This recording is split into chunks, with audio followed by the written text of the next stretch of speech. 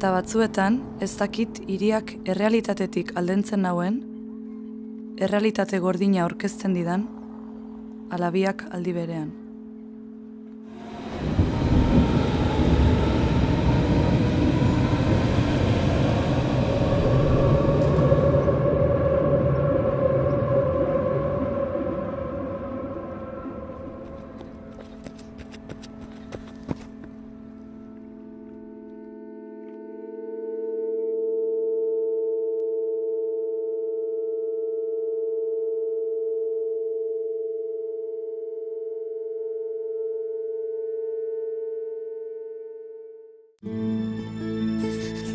Agirre, lehendakaria, retrato de lo que somos.